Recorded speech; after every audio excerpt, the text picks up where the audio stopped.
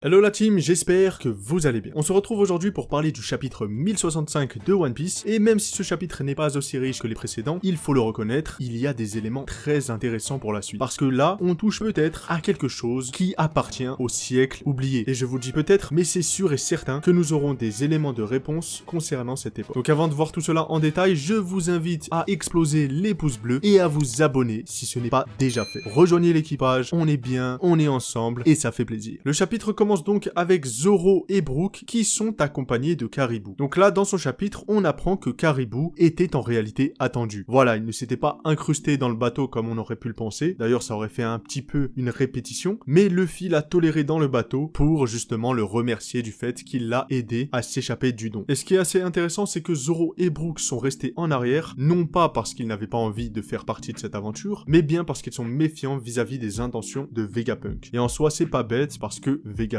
fait toujours partie du gouvernement mondial. Donc encore une fois, là où on aurait pu penser que Oda voulait juste mettre ses personnages de côté, on se rend compte que ce n'est pas le cas, et je suis certain qu'ils auront un rôle à jouer plus tard pour par exemple libérer les autres Mugiwara, ou encore stopper le CP0 qui est en train de s'approcher dangereusement de l'île d'Egghead. À part cela, ce qui est vraiment intéressant de remarquer dans cette scène, c'est le fait que Caribou va encore être mis de côté sur une île extrêmement importante. Je sais pas ce que Oda prépare avec Caribou, mais en tout cas, s'il est vraiment lâché sur Egghead, les chances qu'il apprenne des trucs de malade sur le siècle oublié sont extrêmement grandes. Donc je sais pas pourquoi Oda veut faire de Caribou une bombe d'informations, mais ce qui est sûr, c'est que le personnage qui mettra les mains sur lui aura entre ses mains une vraie mine d'informations. Et je sais pas ce que vous en pensez, mais pour moi, la personne parfaite qui pourrait croiser le chemin de Caribou, c'est tout simplement Barbe Noire. Imaginez, le type est sur le point de détenir les 4 road poneglyphs. Donc si, en plus de cela, il a Caribou qui lui parle des armes antiques, du siècle oublié, des inventions de Vegapunk, de l'existence de Pluton sous Wano, autant vous le dire, Barbe Noire aura une avance titanesque. D'autant plus que cela ne me surprendrait même pas de voir Caribou avec l'équipage de Barbe Noire, tant ce type est aussi dégueulasse qu'eux. Je veux dire, tu mets Caribou à côté de leur équipage, tu dis bon, bah il a toujours fait partie de leur équipage, c'était juste un mec qui était un peu perdu, mais sinon ça a toujours été un pirate de Barbe Noire. Non, clairement, je suis curieux de voir votre avis sur Caribou, parce que là, pour le coup, on a vraiment un personnage assez random qui détient des informations de malade. Et là, on peut même plus faire les aveugles et se dire bon bah non, c'est juste un troll d'Oda, parce que si Oda fait ça sur plusieurs arcs, c'est qu'il va avoir tôt ou tard un impact dans l'aventure. Maintenant, retournons avec Lilith, l'un des satellites de Vegapunk, qui nous parle de l'énergie des installations de l'île d'Egghead. Alors je suppose que pas beaucoup de gens ont prêté attention à cette scène, mais pour moi, il y a peut-être là quelque chose à comprendre. C'est-à-dire qu'à ce moment-là, Nami demande à Lilith comment marchent ces installations. Ce à quoi elle répond que l'île entière marche au feu. Le feu qui peut être converti en n'importe quel type d'énergie. Alors jusque-là, il n'y a pas grand-chose d'intéressant, mais par la suite, elle rétorque que ce serait bien qu'il y ait quelque chose comme une flamme éternelle, et que grâce à une telle flamme, elle serait capable de faire son propre soleil. Et je sais pas vous, voilà, peut-être que je suis matrixé, peut-être que j'aime trop théoriser tout et n'importe quoi, mais le fait qu'elle mentionne le soleil, j'ai directement pensé à Luffy. Luffy et sa forme Dieu Soleil. Luffy qui pourrait être la source d'énergie de la planète tout entière dans le futur. Qui peut tester cette théorie, les gars? Imaginez, c'est ce que Oda voulait nous faire comprendre dans cette scène. C'est que auparavant, Joy Boy, qui détenait donc ce fameux fruit du dieu soleil Nika, alimentait l'ancien royaume en énergie. Là, je sais, je vais super loin. Les gars, si quelqu'un reprend ces théories, vous lui dites, c'est moi, c'est Simouche qui l'a inventé et personne d'autre. Voilà, je la sors de ma tête comme ça, et je vous le dis, il y a de grandes chances que ce soit le cas. Et si c'est pas le cas, eh ben, oubliez que j'ai dit ça. Bref, assez blablaté, on passe à la scène suivante, qui est tout simplement l'apparition du Séraphim Jinbei. Et ce qui est assez intéressant de noter tout d'abord, c'est le fait qu'il y ait un 04 au-dessus de lui. Et je pense pas que ce soit un hasard, parce que Oda, il aime bien faire ça, et je pense que ce chiffre, c'est juste pour nous indiquer que Jinbei, qui est actuellement dans l'équipage des Mugiwara, restera le numéro 4. Il ne prendra jamais la place de Sanji. Le numéro 1, c'est Luffy, le deuxième, c'est Zoro, et le troisième, c'est Sanji. Zoro et Sanji resteront les ailes du roi des pirates. Et c'est logique. D'ailleurs, pour parler en général des Séraphim, je trouve ce concept incroyable. Et je vais vous expliquer pourquoi. Déjà, je trouve leur apparition vraiment malsaine et dérangeante. Dans le sens où on a là des créatures qui se sont fait torturer, qui ont été modifiées et surtout qui ont l'apparence d'un enfant. Je sais pas si vous en rendez compte, mais on a quand même là l'utilisation d'enfants pour en faire des armes destructrices. Et ce qui rend le tout malsain, c'est le fait que les adversaires en face hésitent tout le temps à frapper ces Séraphim. Séraphim, parce que ils ont l'allure d'un enfant, et ils ne veulent pas leur faire du mal. Et ça, c'est quelque chose qu'on retrouve malheureusement dans notre monde réel. Des enfants sont envoyés à la guerre, car ils sont beaucoup moins susceptibles d'être vus comme des menaces. Et là, on se rend compte encore plus à quel point le gouvernement mondial est totalement dérangé. Et le fait que Vegapunk participe à cela, ça nous montre que ce personnage, comme je le disais dans mes précédentes vidéos, n'est pas totalement sain d'esprit. Donc à voir s'il y a une partie de Vegapunk qui veut s'émanciper de toutes ces inventions malsaines, ou alors si ce type est comme ça. Et dans ce cas-là, je vous le dis, si le mec pense réellement comme ça, il n'a rien à faire avec les révolutionnaires. Mais moi, j'ai mon idée et je me dis que le type est manipulé, ou du moins on le contraint à faire cela. Parce que c'est pas possible qu'un tel type qui est en communication avec Dragon puisse être capable d'aller aussi loin sans se poser des questions d'éthique. Pour revenir au Séraphim Jinbei, on se rend compte, comme tous les Séraphim, qu'il est extrêmement puissant. Mais surtout, le plus intéressant, je pense, c'est le mécanisme que les Séraphim ont. Alors je ne sais pas réellement si c'est un mécanisme ou pas, mais dans tous les cas, lorsqu'il a fait bip bip, il a utilisé la capacité d'un fruit du démon. Et là, les plus attentifs d'entre vous auront compris que nous avons déjà vu une telle capacité. En effet, cette capacité appartenait à Senior Pink. Donc sans se presser, on va analyser les deux hypothèses. Première hypothèse, après Dressrosa, Senior Pink s'est fait arrêter par la marine et donc par la suite, ils ont mené des expériences sur lui et lui ont prélevé un peu de son ADN pour l'implanter dans le Séraphim Jinbei. Deuxième hypothèse, et ça va me rendre très triste si c'est vrai, ils ont tué Senior Pink, ce type qui se déguisait en bébé pour que sa femme sourie ne serait-ce que l'espace d'un instant. Ces enfoirés, ils ont tué une crème comme ça pour prendre son fruit du démon et le donner à un vieux Jinbei avec des ailes. Franchement, si c'est ça, le gouvernement mondial mérite de mourir. Les gars, dans les commentaires, je veux des hashtags soutien à Senior Pink, ce vrai homme, cet homme qui n'a pas lâché sa femme, cet homme qui lui est resté fidèle jusqu'au bout, quitte à se ridiculiser. Non, franchement, si Senior Pink n'est plus de ce monde, Oda est vraiment cruel. Je suis désolé. Parce que ce personnage ne méritait pas de mourir. Bref, à part cela, j'ai bien aimé la cohésion qu'il y a entre les différents satellites de Vegapunk. On se rend compte que chacun a une fonction bien précise et ces fonctions leur permettent justement de développer des inventions toujours plus performantes. On apprend également que les Séraphim sont amenés à grandir, ce qui signifie que pour l'instant, nous avons des Séraphim extrêmement puissants, mais qui sont très loin de leur potentiel maximum. Et là, juste voir ces Séraphim mettre à mal Barbe Noire ou encore les Mugiwara, on se rend compte à quel point la grande guerre finale face au gouvernement mondial va être corsée. Parce que je vous le dis, si les Séraphim ne se retournent pas contre le gouvernement mondial a toutes les chances de gagner cette guerre. Et même s'il est actuellement difficile de statuer sur la puissance des différents Séraphim, il est quand même assez intéressant de noter que le peu que l'on a vu nous montre que ces inventions sont extrêmement brutales. En tout cas, le combat contre ce Séraphim Jinbei n'aura pas eu de finalité puisque le Vegapunk 01, à savoir Shaka, est intervenu. Et en le voyant, on se rend compte que c'est lui le patron des satellites. Je veux dire, le type, il est stylé avec son petit casque, il est froid, charismatique, il parle avec Dragon et il lâche des dingueries. Je veux dire, le type nous a appris quelque chose d'assez fou. Et même si beaucoup dans nos têtes, on avait cette idée auparavant, on a enfin une confirmation. Et surtout, on a peut-être une possibilité, je dis bien une possibilité, que Oda nous parle un peu plus en détail de ce fameux siècle oublié et surtout de ce fameux ancien royaume. Et oui les gars, parce que sur l'île d'Egghead, nous ne sommes pas en réalité dans le futur, mais bien dans le passé. Vegapunk n'est pas un être qui vient du futur, mais bien un type qui vient du passé. Et je sais pas si vous vous en rendez compte, mais si mes intuitions sont bonnes, cela voudrait dire que Vegapunk est en réalité un scientifique de l'ancien royaume. Et là, on se rend compte de la dinguerie. L'ancien royaume était effectivement un royaume jalousé par beaucoup de peuples. Tout simplement parce que ce royaume était en avance sur son temps. Cette information, on la connaît depuis un moment. Mais c'est sûr que voir cette information dans un tel arc est assez surprenant. Parce que j'aurais jamais associé Vegapunk au siècle oublié. Et ce qui est le plus fou en fait, c'est de se dire que si Vegapunk a réellement appartenu au siècle oublié, cela voudrait dire que ce n'est pas tellement un génie, mais plus un type qui a su garder le savoir-faire de l'époque et qui encore aujourd'hui est en train d'essayer de l'améliorer. Donc au final, on est un peu en train d'abaisser le prestige de Vegapunk pour nous montrer qu'en fait, les véritables génies, c'était les habitants de l'ancien royaume. Et que dire sur ces fameux habitants? Est-ce que c'était des dits? Est-ce que c'était des géants? Est-ce que c'était une race à part? Toutes ces questions, je vais tenter d'y répondre rapidement, mais c'est sûr et certain que j'en ferai une théorie par la suite parce qu'il y a vraiment trop de choses à dire. Déjà, le premier truc qui m'a assez interloqué, c'est ce fameux robot de métal. Un robot qui, on s'accorde tous à le dire, appartenait au passé et était capable de bouger à l'époque. Donc le premier truc qui m'a vraiment intrigué, c'est sa taille immense. Les gars, est-ce que l'on n'aurait pas là la confirmation sur le fait que les habitants qui peuplaient l'ancien royaume étaient des géants, ou du moins des humains avec une taille gigantesque. Et cela confirmerait donc ce que j'ai toujours dit vis-à-vis de Joy Boy, c'est que ce type était le roi de l'ancien royaume, mais surtout que ce type était immense. J'ai émis cette hypothèse parce que pour moi, le simple fait qu'à l'époque, il voulait porter l'arche Noah avec tous les hommes poissons dessus pour les ramener à la surface, cela voulait dire que ce type était gigantesque et avait une force herculéenne. Parce que je vois pas un petit bonhomme porter tout ça hyper facilement. Non, pour moi, Joy Boy était un géant. Et ce qui confirme cette hypothèse encore plus, c'est ce fameux chapeau de paille que l'on peut retrouver dans les sous-sols de Marie-Joise et qui est immense également. Voilà les gars, est-ce que l'on n'a pas la confirmation du fait que les habitants de l'ancien royaume étaient gigantesques, mais que Joy Boy l'était tout autant? Deuxième chose qui m'a également assez intrigué, c'est le fait que ce robot est le témoin de la fameuse guerre qui a opposé le gouvernement mondial à l'ancien royaume. Une coalition de plus de 20 royaumes qui a dû attaquer en traître l'ancien royaume. Pourquoi en traître? Parce que pour moi, il est impossible que l'ancien royaume, qui détenait des technologies futuristes, ait pu perdre contre des royaumes qui lançaient encore des lances. On voit très bien cette lance qui est dans le robot, et on s'imagine que voilà, les autres royaumes, c'était tous des ploucs, et qui se battaient encore à l'épée, à la lance, alors que l'ancien royaume, c'était là, ça se lançait des lasers, mais malheureusement, ce que je soutiens comme hypothèse, c'est que l'ancien royaume a dû être trahi de l'intérieur. Pour moi, le traître, ça doit être Im qui était dans l'ancien royaume, qui ne supportait pas que Joy Boy soit le roi de ce royaume, et qui a donc décidé par la suite de créer une alliance avec des royaumes, de créer le gouvernement mondial, et d'attaquer Joy Boy et son peuple. C'est pourquoi aujourd'hui les dits sont opprimés. C'est pourquoi l'ancien royaume a été détruit. Parce que les gens étaient jaloux d'eux. Les gens convoitent le pouvoir. C'est toujours la même chose. Donc aujourd'hui, si Vegapunk est la cible du gouvernement mondial, c'est que ce dernier a découvert quelque chose vis-à-vis de l'ancien royaume. Et il faut le faire taire. Parce que si le monde apprend l'existence de Im ou encore du siècle oublié, il est sûr et certain que les révolutionnaires vont en profiter pour attaquer le gouvernement mondial en recrutant la population mondiale. Parce que oui, pour moi, je pense que Vegapunk a révélé des informations à Monkey D. Dragon pour que ce dernier les utilise afin de rallier le monde à sa cause. Et voilà pourquoi Vegapunk va mourir dans cet arc, parce qu'il en sait tout simplement trop. Et pour aller plus loin, lorsque je vous disais que Vegapunk a sûrement dû avoir une contrainte pour faire des inventions aussi malsaines, eh bien je pense avoir une idée de ce qu'était cette contrainte. La contrainte était la suivante. Vegapunk était sûrement le dernier habitant de l'ancien royaume, et donc, pour survivre, il devait travailler pour le gouvernement mondial. C'est-à-dire que tout ce savoir-faire que l'ancien royaume possédait, le gouvernement mondial voulait se l'accaparer. Et voyant que Vegapunk était le scientifique de l'ancien royaume, le gouvernement mondial lui proposa de travailler pour eux en échange de sa vie. Et vous le savez, parfois la vie d'un homme n'a de sens que lorsqu'elle est mise au profit d'un objectif plus grand. Ici, Vegapunk n'a pas réellement servi le gouvernement mondial. Il a tout simplement attendu le moment propice pour rencontrer Joy Boy. Et à partir de ce moment-là, lorsque Vegapunk rencontrera Luffy, il pourra nous montrer ses vraies intentions et surtout nous montrer que ses inventions, aussi malsaines qu'elles soient, se retourneront contre le vrai problème de ce monde qui est le gouvernement mondial.